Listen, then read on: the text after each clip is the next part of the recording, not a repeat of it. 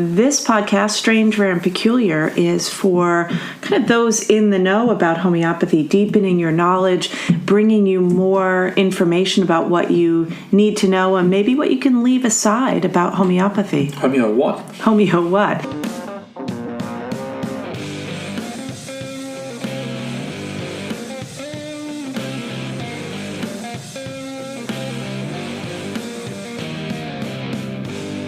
All right. Here we go. Here we go. I need to sit down. Do it. Good morning, good evening, good afternoon. All that. And a bag of chips. All that and a bag of chips. Guess what day it is? National Pizza Day. How did you know that? I told you. Okay. Is that what you were going to say? Yeah. Oh, really? Yeah. It's National Pizza Day. It is. Why I'm can't excited. I don't know. That inspired the choice of what to have for dinner tonight. I can't wait. Gluten-free pizza. Luckily, we have found gluten-free pizza dough. There's a bakery here in Philadelphia that you go to a little window on a Saturday between noon and 2. It sounds so dodgy. It does, actually, yeah. But then you can pick up. So, I mean, the bagels are amazing. You've had some nice chats with that lady, haven't you? She's fantastic. Oh. I'm begging her to make focaccia because that gluten-free focaccia that we had in Dunedin at that place downstairs from your parents was the best. Best. I thought for sure that they were just slipping me real wheat. Anyway. Folks, if you can That's hear not why a we're rumbling here. in the background, it's that the cat is closer to the microphone than we are. Hildegard Bingen is sitting on my lap. Hildegard has taken Yes. over the menagerie, Yeah. the zoo. The zoo is here. Hey, She's a purr. oh, look. Isn't she just? Now, I'm excited because we're talking research talk today. We've been talking research talk a lot. We always talk about it, don't we? It's good. Yeah. Because it matters. But I think with a somewhat different slant Thank you. on on things, and so where I want folks to realize the relevance of our emphasis and why it's important, and I think You're talking about with home, all the research we're doing at the foundation. exactly. And why we've made the choices that we've made, Yeah. which is to focus on the clinical side of the practice of homeopathy as opposed to attempting to do some of the things that have really good people already working on them. Yeah. And but I suppose I'm hesitant because I want to kind of set it up right. You know, when you try and force something, it never works. Yeah. But the way that I see it, the way that I've always seen it, is that at a practitioner level, people engage with continuing education or research mainly through cases.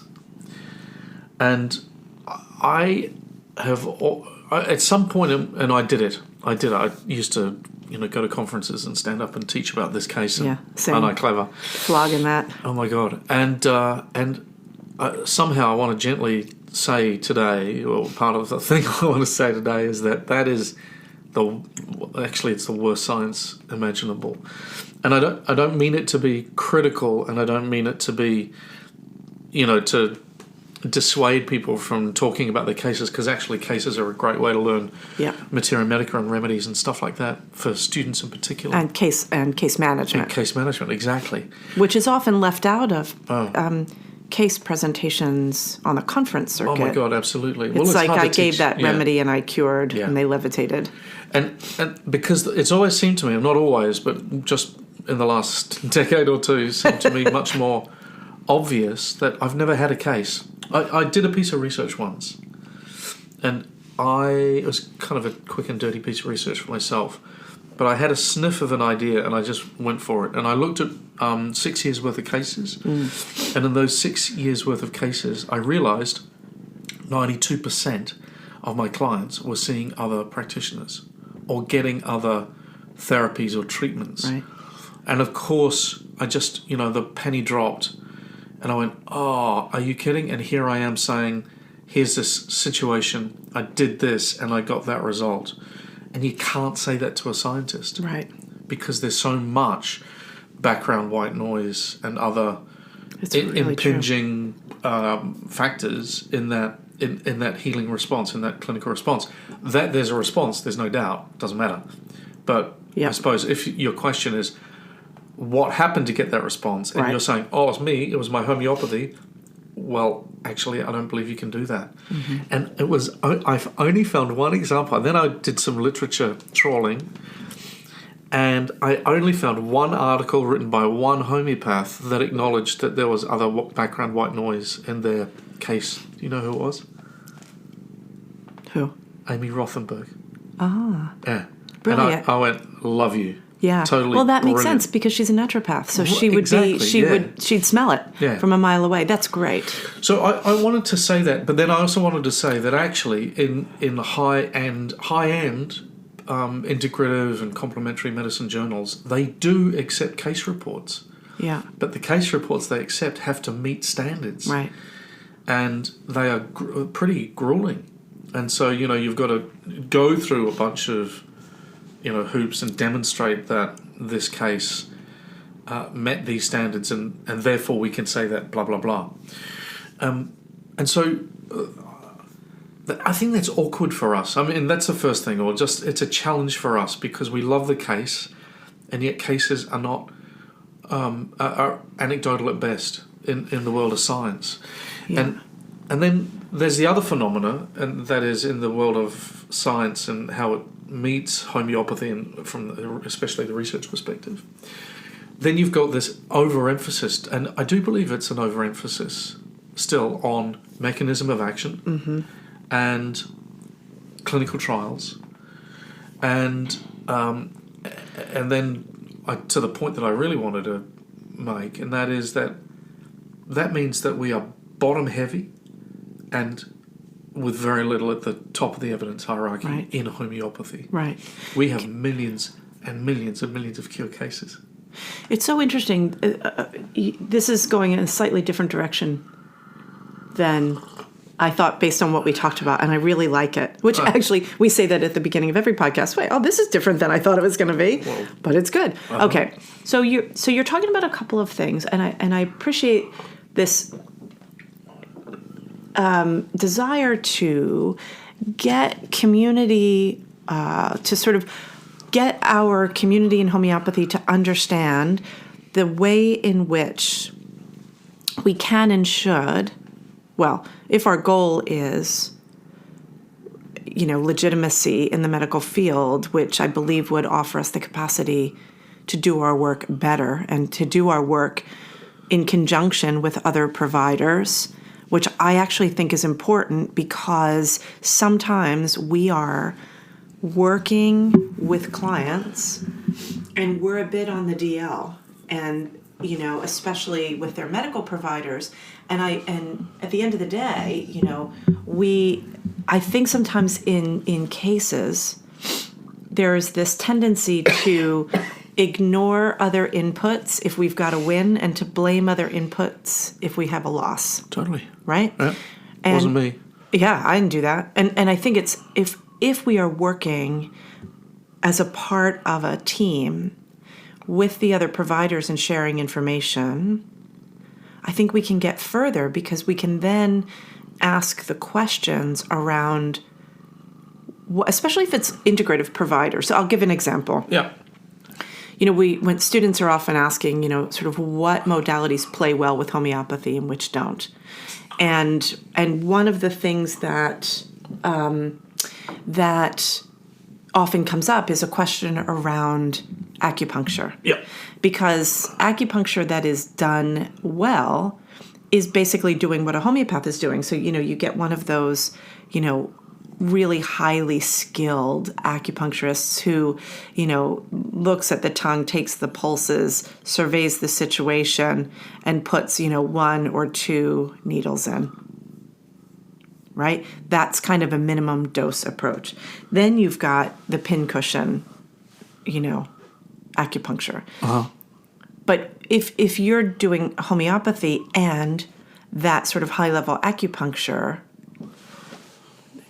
those two things have to be done in tandem in a really important way so that you don't override each other's work, because you're basically going for the same goal. Whereas sometimes you'll have acupuncturists who, and this is something that I've done a lot with clients. So an example would be someone who had to have a hysterectomy, and so they like slam the menopause wall, and all of these hormonal symptoms come up, and you're treating, Hahnemann would call that a surgical, well, it's not really a surgical disease. I mean, it sort of is. What category would you put that in? Menopause? A person who had a hysterectomy, therefore thrown into menopause. It's mechanical at that point. It's not With part of an organic disease. Sequelae. Yeah. Yeah. So what I've often done is I'll be treating my client largest totality that I can see, and have them go to the acupuncturist for small totality work to support the hormonal system or the endocrine system, Yeah. Depending on what's going on. Yeah. And sometimes that works really beautifully, So this team approach where there's communication is really helpful. Anyway, but because that sort of sits with that first thing that you were talking about, which is the white noise, which if sometimes we can take that white noise and really use it to our advantage to help us understand our cases. If the communication is clear. I don't think Exactly. I've ever had a client or an acupuncturist call me and said, this is what I'm doing. I've had plenty of herbalists and lots of naturopaths saying, hi, my name's Dr. Bruce, and, this is, can we just have a quick chat about our, g'day mate, can we have a quick chat? That's happened, and that certainly happened with some physicians. Totally. But it's really interesting what you were saying, because I'm going, I don't think an acupuncturist has ever done that. That's interesting. Anyway, the point that you're making is a great one. Because if what you're saying is that in terms of elevating our cases as usable and viable research tools or interventions, one of the things that we have to be really clear about is how the homeopathy sits inside of all of these other modalities that we may or may not be able to understand or articulate what the effect might be. So can I take it in the next step for me? Yeah. Is that we've now got to be really mindful. I don't believe we have, as a profession, been mindful of who the listener is. Because I'm happy to sit and listen to you talk about your Gallium case or your, Natrum muriaticum case. I'm a listener, but I'm listening from the point of view of I'm a jobbing homeopath and I want to know. And that's the limit of the case. Because the scientist, or more importantly, the public health official or the hospital administrator or whoever it is never, ever going to be interested in that, I was going to say experiment or that description. That's really important. So the listener it's a closed shop. We are singing to ourselves when we're promoting or talking about the case. In the same way that as soon as, this is my experience of physicists that are into homeopathy, is that I hear the first three words and then, I don't know, I just drift. And the people that are listening, you look around going, who's listening to this and understanding? And it's all the physicists. Yeah. And they're all going, oh, I got it. Okay, yep. Okay. Quantum coherence domains. Yes. Nanoparticles. Woo-hoo! Yes. Okay, I think I know where you're going. Are you going to the fact that the conversation that we need to have in utilizing case information, data, as you would say, needs to speak to a different audience? For example, actuaries, insurance folks, administrators of plans that are spending money Ministers of health. Yeah. Yeah, are you kidding? Yeah. Absolutely. Yeah. No one's listening because we're not producing the research, which is critical. Now, there's an exception there because I'd say the work, say Jennifer Jacobs has done. Who else done a really good smaller clinical studies? I'm kind of out of ideas. Oh, okay, Peter Vixveen. Yeah. Done some interesting work on depression. Smaller clinical studies. There's a researcher in the UK called Philippa Fibbett who's done some, again, pilot studies in smaller but really well-designed studies on named conditions and remedies, and here's the outcome. But again, who's the audience? Because the homeopaths aren't listening to that, Right. for the most part. And the physicists, well, they're just, they're doing their own thing. And the amazing work we are doing in clinic is not actually really getting through to the broader audience. One of the reasons is because we don't publish it in integrative medicine journals. Right. We talk to ourselves. We talk to ourselves, and that's sometimes safe. And then, and then because the immediate priorities of the Minister of Health in any country in the world, basically they're working from a spreadsheet, and it's about cost analysis, economic evaluation. Yeah. And so for the hospital administrator, they're not interested necessarily in high-end clinical trials, but they are interested in outcome studies. Yeah. And they are interested in, can I do this? Is it effective in the real world? That's different from, is there effectiveness in the real world as opposed to efficacy from a clinical study? And if there is, and I reckon I can shave some money off my diminishing budget and get through, then I'm going to listen to that. And that's why, you and I, we get emails from doctors in Canada that are running wards saying, I want to integrate homeopathy because I think I can save some money and get better outcomes. Yeah. So it seems to me a no-brainer that when you look at the evidence hierarchy, at the bottom, and no one really listens to the clinical case, but above it, a case series. Mm-hmm. Above that, outcome studies. Yeah. Above that, cohort studies. Above that, and I'm sorry, there's something else, observational studies. Okay. Yeah. And then above that are the randomized clinical trials. Right. And above that, at the very peak of the pyramid, are those meta-analyses and systematic reviews, which are the studies of the studies. Yeah. Everything below. But in homeopathy, we've just got this fat gap. And I think that fat gap is what we need to do. And what's so interesting about it, I love, every time I hear you talk about this, I love the topic even more, because what really sings to me about it is, it's not like you got to start over and do something that you're not comfortable with. It doesn't eradicate all of the information that we've gathered. It says, we are already doing this. We are already gathering this information. Let's make sure we're doing it systematically, and let's have a way to use it. Right. And that's where the PGRN becomes so important. Well, it does. It really does. And and the other thing, I've never had. Sometimes you hear people they've given up on the science. There's too much wrong with the way in which health research is. Can we talk about science for a couple of minutes? Science. You totally... Okay, yeah, go. Yeah, because I think it's important, because we can perceive science in so many different ways. Right, and science has become a politicized word, right? All of a sudden, I see in the lawn signs in our neighborhood, and I respect science and I do this or whatever. It's like, okay, now we put that on our lawn. Like, we want everybody to know, because the politicization, I can never say that word, of science. I can't either. Politicization? Politicalization? That. Of science, right? Weaponizing. That's, good. It's become, it means different things. Yeah. And I think there's sort of a blind following of science idea. Yeah. That I think in order to really follow through in an understanding of homeopathy, it requires critical thinking, and it requires a suspension of sort of the ingrained scientific knowledge that that says the reductionistic scientific paradigm is everything, and anything that sits outside of that is other.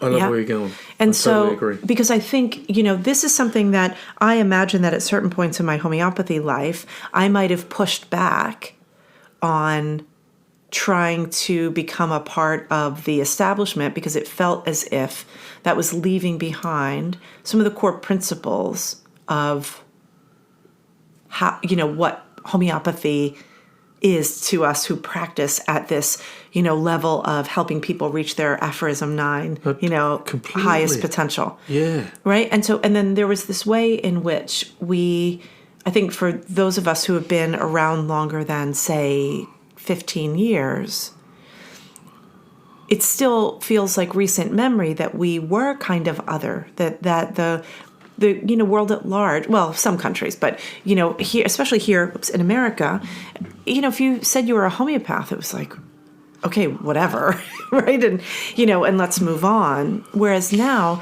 the market has grown so much, that interest in homeopathy has changed so much, that we are now at this place where we're sort of not really other, whether we want to acknowledge it or not. We occupy a big part of the administration of, help to sick people.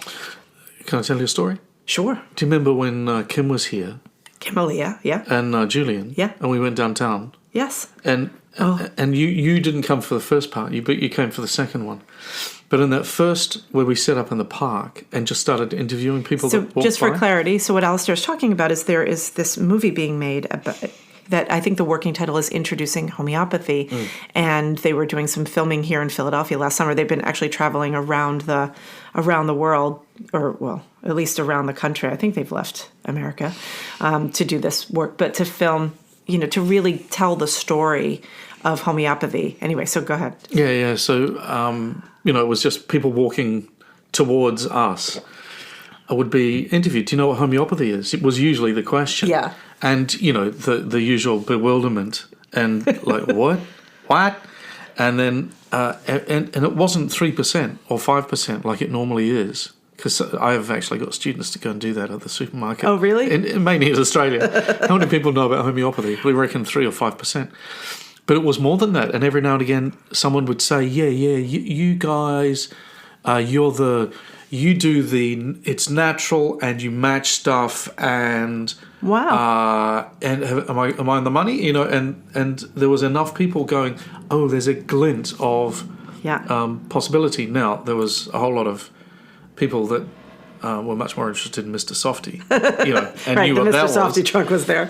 And the other really funny thing was that there was no connection between Hahnemann and homeopathy, even though we were saying, have you heard of Hahnemann? And they went, yeah, it's the hospital. Right. So for context also, so here in Philadelphia, right, so Philadelphia is the birthplace of American homeopathy, and Hahnemann Hospital, which was the offshoot of the, I always get the names wrong, the Pennsylvania College of Homeopathic Medicine. Yes. As opposed to the Hahnemannian Hospital which of came Pennsylvania second. or something like that, yeah. Anyway. But anyway, we're deep in the 1840s. But actually, 60s. the hospital was associated with Hahnemann Medical College, so it was Herring. It was Herring's, because Lippe was the women's hospital. Anyway, but even with Hahnemann Hospital being a fixture here, it was still, the Hahnemann Hospital sign was up until this summer. That it finally came down. It came down this summer, yeah. This summer. Yeah. I want those letters. They are stored somewhere. They're somewhere. They're in a basement. I've been asking people. Oh, wow. That like would Jeremy just take says, it get our stuff. Find our stuff. Find our stuff. We're on it, Jeremy. Now, why on earth were we talking about that? Just about familiarization, but before we were talking about science, because I think... Yeah, and I realise I need to say something, because I have an abhorrence of science, like the idiots that designed the study of marathon runners in the Oslo Marathon that gave a sample arnica to take before the race to see if they ran faster. Like the stupidity of that stuff, which of course demonstrated conclusively that arnica is ineffective. I mean, and that's sometimes quoted by people that say, well, homeopathy doesn't work. I mean, what a stupidly, poorly designed, dumb study. Okay, use nice words. Okay, sorry. But I love science when there's a robustness and a logic and a method. And I don't, and that's not to say I don't appreciate the mystery, because I am all about that. But if you're going to ask and then answer a question, do it with some method, you know. Well, And so that's, for me, that's where I've really come to appreciate the folks that do really, really good hard work in the medical science or the integrative healthcare space. well, you know, scientific medicine is this concept of scientific medicine. It's like it's a bit of a moving target because you know, who's to say what actually constitutes science? I mean, you can say that scientific method is about reproducibility, right? I mean, that's how you can ensure that your evidence is accurate. But at the end of the day, early 19th century medical doctors would not have considered themselves to be unscientific. Oh. It's just that they were working with the tools that they had. And we were talking last night about, I was telling you, finding the information about Herring's microscope. You know, Constantine Herring had this really powerful microscope, cost $750 in 1830s. Oh, that's a truckload of money. That's a lot of money. Yeah. And as you look at how homeopathy evolved through the course of the 19th century, they were not saying we don't want science. They were trying to figure out how advances in scientific progress, I don't know how to say it, but advances in science could be integrated into homeopathy. And they were asking all sorts of questions. Right. And then things kind of stopped. And I think in homeopathy, we sort of just picked up the pieces of homeopathy that came from contemporary teachers, right? Which some of which, especially here in the United States, would, you know, there was a long period of time where it was really fallow. And so there were doctors practicing homeopathy, or there were people who were using homeopathic remedies for their own home care. But, you know, we lost, a century in sort of collecting evidence or looking at how practice actually happened during those times. What you're just saying is, are you saying that, geez, it would be interesting to know the degree to which science informed homeopathy in the 20th century? Because we know how much it informed it in the 19th century. Yeah. Right? I spent a lot of time trying to figure that out. Yeah, right. Yeah, but in the 20th century, I mean, if you look sort of post-Flexner, 1920 and onward, I mean, they're really, you know, what actually was happening at the bedside, how, you know, Hahnemann Hospital continued to have some homeopathic presence until like the 40s, and then less so until the 60s, I think was the last time that an elective was taught. But there weren't any formal educational institutions for a really long time. Yeah. And so it's sort of survival mode. Isn't that interesting? It is interesting, actually. So when does research pick back up? Sorry, did I just ruin your train of thought? Well, 90s. I think in the 90s you've got folks like David Riley in the UK.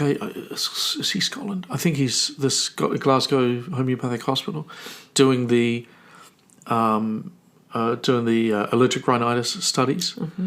I didn't realize it went back that far. Yeah, no, because back then it was a British Homeopathic Journal. Yeah. So homeopathy. Yeah. You know, that's jam packed in the 90s of really interesting studies, and then you've got the I'm going to say it wrong, Kleingen, and then the systematic reviews and the meta-analyses. And then you've got the guy that I studied with, whose name I suddenly have forgotten, but he is a mate of Claudia Witt and Lindy. And he did the systematic review and the meta-analyses, and that meta-analysis in 97. Mm-hmm. And then you've got a whole lot of activity happening. But that's kind of high-end. Right. So there's this meeting. It's really interesting. You're okay talking about this? Sure. There's this great meeting that happened. I wish I'd been invited, but anyway, it was maybe 2008 or 9. The one that was in Minnesota. There was one meeting in Minnesota, but it was a series of kind of Delphi reviews. I'm not quite sure what that means. And a conference presentation in Europe and one in Minnesota about the future of research in homeopathy, and all the big shots were there, and they had presentations on the State of the Union for provings research, and the State of the Union for historical research, and the State of the Union for clinical research, and definitely the State of the Union for basic research, or the mechanism of action stuff. And they had no presence, and then vets were invited. And so they produced a publication which talked about what's going on, and this is what we need to do in the next 10 years. And when I found this book and I've read it and then read it again. And what I realised was there was no one there representing homeopaths or practitioners. Yep. There's nothing about practice. There's nothing about patients, really. There is clinical research, but that's, named conditions and blah, blah. And there's no plant presence, plant homeopathy presence, agro homeopathy. As Camilla said, yeah. And then when I look at the chapter talking about, well, this is what's gone, this is where we're at, and this is what we've got to do, I don't see any movement at all. I don't see any that the recommendations for future research have been that we've systematically mined.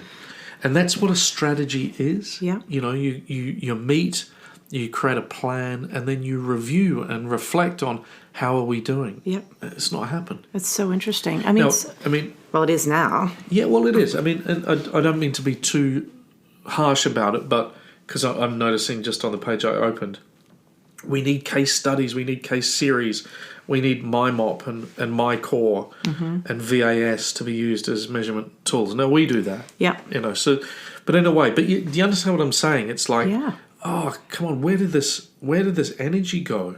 Like the air seems to have gone out of the balloon. I wonder, it's interesting because when you think about how times change, I mentioned how people who were around 15 years ago would remember that there wasn't as much interest in homeopathy. And I think you had to really drum up a lot of, you had to really bang a drum to get people to listen. And there just weren't as many people who were interested. And I think we're in a different place now. Yeah. Which kind of leads me to this, this idea of what we're working on and how important I think it is, right? That we really get the community together to gather evidence so that we can we need to have a voice in the public dialogue around how medicine is being delivered in various places around the world. And I think that the work that we've been doing and how we've been putting these studies together really has the capacity to answer some of those questions, right? So, and change minds, and totally, and change perception. That really has to happen. So, for folks who, you're sticking around a half an hour in, but if you probably, if you're listening to this podcast, are familiar with the Homeopathy Help Network that we started in Homeopathy Help Now. So we're approaching our third year, over 4,000 cases, and while I think the numbers of acute cases and the hundreds, we average around 500 chronic cases a year with the internal clinics and supervision network that we have through AHE and Home Foundation. So we've got significant numbers. But what's most compelling to me was when we started out, one of the first things that you and I talked about was, and we were right in sync from the outset, we wanted to collect public health and epidemiological data. Yeah. And demographic information. Yeah, because those are the people that are listening. Exactly. Yeah. To be able to say, and we did this with you. You ran some quick and dirty research on the AHE chronic clinic, and saw that. What did you remember? You were saying what are the chief complaints that people come to the clinic for? Uh-huh. And what, I forget now, was it autoimmune issues or the first? Oh, that we were struggling with? No, not that we were struggling with, but what were people presenting with? Numerically. Yeah. we cluster them under mental and emotional conditions. Okay. That's about 30%. So that's the biggest one. Musculoskeletal complaints. Yeah. Sleep is running about 5%. Insomnia, sleep. Uh-huh. So, we've got the numbers and the percentages. Okay. Interesting. And the focus is, the biggest category is anxiety within mental and emotional, Sure. which we've split out. It's anxiety. Mm-hmm. And then, we've got some, the other details. But So one of the things, as you're saying that, as we start to wrap up and think about next steps, what do you mean right? wrapping up? We'd stay here all day. We have another meeting. We have a research meeting coming up. But here's one of the things that I'm thinking about is as we start going forward and, engage the community in, having a place to participate with their information. And we get people trained up in the basics of research and how to present their information so that we can count it and have irrefutable, quantities of, so that we've got large scale case series and not just, series that are too small to be considered statistically significant. Yeah. Right? But I'm thinking something came to my mind as you mentioned mental and emotional kind of issues being the number one thing that we see in the chronic clinic. And you said anxiety is the first thing. What right away came to my mind was pans and pandas and how much we are seeing of that. I mean, we're seeing it exploding throughout throughout America. We see it so much in our clinic, so many children who are really struggling. And it's interesting because it's kind of a mental and emotional complaint. It's also, but it has, its root is on that sort of the gut biome. It's kind of like the gut-brain axis, right? But what's it's so compelling because it sort of sits in all the things that you're talking about. So the first thing is, are these folks seeing other practitioners? Well, on one hand, the standard medical practice, I mean, there are lots of providers who aren't even familiar with it. Mm-hmm.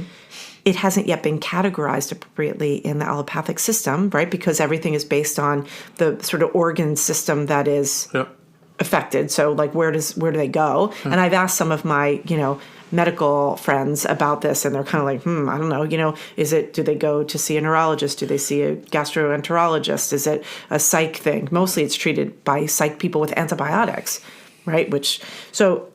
And then you've got, are they seeing other providers? And this is really interesting. You and I were talking about this morning, which is trying to, as actively participating homeopaths in emerging disease categories, following Hahnemann's mandate and trying to fit it in. So one of the things that I've been seeing a lot of is there are all these sort of acute care, there are all these sort of clinics popping up and specialists in these, in pans and pandas, and they're using all these acute remedies. But then what happens in the long run? Hahnemann says very clearly, in his in the sections on mental and emotional disease, aphorisms 210 to 230, if you're going to treat something in its sort of acute manifestation, you got to follow it up with an antipsoric remedy. Yeah. So if you've got people who are practicing outside of philosophical scope, right, and then they come to the homeopath, so you've got sort of this tension inside of the field. And I put that out there as something for us to think about as we go forward, as we're assessing from a research perspective. I mean, one of the things you never want to do is kind of air your dirty laundry to the general public. So like, if you've got, what do you do? I don't have an answer. I'm putting this out there publicly for you to think about as we're designing more studies. But what do we do when we see more and more people coming to our clinics, and with HHN and the AHE teaching clinic, and, we just see so many people. I kind of feel like we're able to see the canaries in the coal mine, and what we're seeing more and more cases that are struggling from a misapplied homeopathy. But we're already doing that. One of the papers we're working on is to extract all of the information from our intake forms. Yeah. And one of the obvious things is that we're always asking people in the intake form and then in the consultation, have you seen a homeopath? Right. Which remedies have you taken? Yeah. And Well, we asked have you taken any homeopathic remedies in the last, I think it's 2 months on the intake form. Oh, on the intake form, you're totally right. And then it says, and are you currently working with a homeopath? Yeah. And then have you worked with a homeopath in the past? But you said you don't want to air the dirty laundry. See, I find I want to understand the phenomena. Like, what are we doing? So that an observational study is let's observe and do it in a systematic way. And then we know. I think that's just magic information. I'm not saying that you're not saying that. No, but what I'm saying is, I mean, it's, because there's always a deeper, I know that research must be objective, right? But we're a 230-year-old emerging profession. No, there's no doubt needing to. We got studies, and we got studies going on, and I would love to get a positive finding. Yeah. When you see, it's really kind of visceral when you get the statistics back sometimes, and you see a number that's less than 0.05. I know. It's like you make a guttural noise. You go, yes. oh. When you see that number, I mean, we are attached to the results. In a way, but I'm talking about just sort of the problems that we might uncover. Well, I think bring them on. Let's bring them to the light of day. I wanted to just say a couple of things really about what does it take to change minds, and what does it take to change opinions, and especially public opinion. And I don't ever think homeopathy is going to be a massive part of the healthcare pie. I do. Do you? I do. You more than 10%, more than 20%? Yes. Wow. I do. That's really interesting. Okay, but what I was going to say because Pluto's moving through Capricorn, knocking it all down. I think this is our shot. It's a one shot. This is our next shot. Hey, can I just say something? Just real quick though, just to bring up something astrologically. And now I'm going to forget the phenomenon because I've just exceeded my my knowledge base when it comes to this sort of thing. But there is a transit happening, and I think it is it Pluto moving into Aquarius? And the last time that happened was like 10 years or 10 years, I think. And it was exactly when Hahnemann was creating the system of homeopathy. I think it started might have been 1777. I wish I had the numbers because it could be, but it was definitely at that point, and we're coming around again, right, to the sort of, certain things in the stars that are saying, there's a time for change. Yeah. Wow, sorry, astro people, I just totally butchered that. I could do better. But it's really interesting. My question to you is, what changes your mind? Oh, I think people's minds are changed. No. When they have a positive experience. So how many people have their conversion moments in homeopathy? Well, but it's important because if the flavor of the day is kind of, let's talk about research and what type of research are we going to produce, then I think, here's an example. If you go, do you know the keynotes of Pulsatilla? That's not a trick question. Yes. You do, right? So, so what would you do if there was a really, imagine we designed a study and we ran it through the Hom Foundation. Yeah. And at the end of that study, it said that this thing that we've, quote, known through traditional knowledge about Pulsatilla, right? Let's say yellow snot, window open. Yeah. Right? It's actually wrong. And we can show it. We've designed this really good study and we've shown it to be wrong. What would you do with that? How would you deal with that? Well, it wouldn't bother me. I'm not a keynote prescriber. But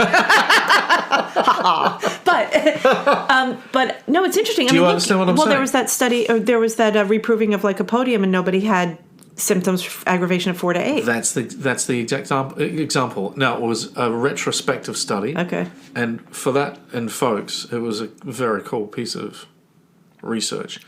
Jose Iziaga, from cured lycopodium cases, found retrospectively that the 4 to 8 aggravation was not present in any of those cured lycopodium cases, which is such an interesting thing. It's like Blada. What about Blada? Well, exactly, and so I'm totally intrigued about what informs our decision making, and if we are trying to change minds through our work, then how are our minds changed? I think it's really important to reflect on that. And then would we resist a really clear study that said, well, actually, what you thought you knew is incorrect. Oh, I think people resist. Look, Jeremy Sher does this great bit of teaching that I love every time I hear him do it, where he gives all the symptoms and he makes you think it's pulsatilla and it's really nux vomica or vice versa. Right. Two remedies that you would think of as being so totally different.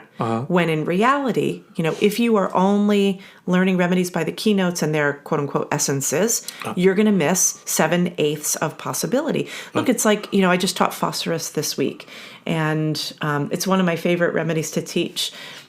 Because it comes at a point in our curriculum where the students have already encountered it in various therapeutic classes. Yeah. So I start the lecture by saying, okay, what do you already know about phosphorus? Where have you seen it in your therapeutics lectures? And then they realize that they already know the clinical indications for phosphorus. Right. And then, and somebody asked a really great question this week about, well, how do you start to recognize remedies differently from each other? And I said, in the beginning, those little, horoscope bites of information are kind of all you have to go on. So because you can't take it all in at first. So everybody thinks of phosphorus as, bubbly and that kisses everyone rubric and this, that, and the other, and diffuse and open. And then I teach that case of that kid, I'll never forget coming to realize that this child that presented with such extreme violence that I had given him androctonus at first. It was actually a phosphorus case. Yeah. And it was like this completely different thing. Well, how many times, because I think what you're talking about, if we're looking, just reflecting at ourselves as practitioners, is the bias that we have about remedies. Even people think good remedy, bad remedy. Oh, I don't want to be whatever, fill in the blank. Or they feel very proud when they're prescribed a remedy that they think highly of. When in reality, what we're looking at, and I think if we do our jobs in teaching and learning homeopathy and studying homeopathy, we move past some of that to say that this is an array of symptoms that are possible from, when a healthy person takes this remedy or are evidenced through, cured cases. And then we learn to think critically about how to apply that. And it's not, and I think where I've landed with this and where I think our students are coming to through our teaching is once you get away from the simillimum principle and you recognize that long-term case management is the only way to solve problems with homeopathy, then those little things like the keynotes don't make as much of a difference. Right? Sorry, I took that in a totally different direction. Yeah, you did, but it was a good direction. I just want to sum up. Please. Yeah? Let's fill in the middle of the evidence hierarchy. Got to do it. There's a listening for cohort studies, observational studies, and case series. Yeah. If we can show that we are effective. So we need everyone to participate. And we do. Totally. And I think that's the way we can change hearts and minds. We totally can. We named the foundation Home Foundation for the homonym of home, a place for everybody. I've got that on my screensaver. Oh, what I was doing, if you're not watching this video, he was showing the palm of his hand, and it's a photo that I took when it came to me one day in 2015. Early 2015, I realized what I wanted the name of the foundation to be, and I wrote HOHM on my hand. I was in my car in Brooklyn. It just was home. That was all, I think. I think you put limited on it. Or do you do that in the US? How do you say it's a company? Oh, LLC or LLC. INC. It was home and then tiny little writing. Was it? LLC. Yeah, but I wrote it in ink on my hand and I took a photo and sent it to Al. I'm glad you had that as a screensaver. That's so I've got funny. it now. Do you? Yeah. I never saw that. Yeah. But the idea, and I guess I want to close on this, and that is, if you're listening, and oh my goodness, for all this time, but if you're listening, it means you really care about homeopathy and that home is a place for everybody. In our world, there's no such thing as competition. There's just collaboration. Yeah. We're all working toward the same goal. And if we do it together and help each other, we actually can get past, what was the number you gave for homeopathy in the medical system? Beyond 10%? And I was like, hell yeah. Yeah. It's just that we don't have enough people who are well trained to be able to have reproducible results in the clinical setting to be able to do that. But it's growing. I mean, look, you know? So we just have to do our job well. It really is. Yes. Yes. I'm all pumped now. All right. What are you going to do now with all of that energy? Go to a research meeting? No, I can't. I have to write today. Your writing day. What are you going to be writing? I am working on a chunk of my thesis that is about the introduction of isopathic principles and tautopathic principles in sort of mid-19th century homeopathy, and Constantine Herring's implication in some of the challenges and the little barbs that he and Hahnemann had going on with one another. There's a good book about that. What? What book? Your book. Method. Oh. Chapter on isopathy. I looked at the chapter. Okay, but it talks about Colette. Yeah, and that I didn't know. That has not come up in my research. That's actually something I'm going to look at today. All right. But that's what I'm writing about. I'm going to go do it right now. Sweet. Maybe even more coffee. Ooh. All right. All right then, folks. Thanks, everybody. See you soon. Bye. Bye. Home Foundation Research Office is creating radical change in public health care. Home research brings awareness of the efficacy of homeopathy through practitioner-generated, practice-based, and outcomes-based homeopathy research with a focus on historical, clinical, and educational research outputs. Home Foundation is a 501c3 nonprofit organization. All donations are tax-deductible. Learn more at homefoundation.org. That's home, HOHM, foundation.org.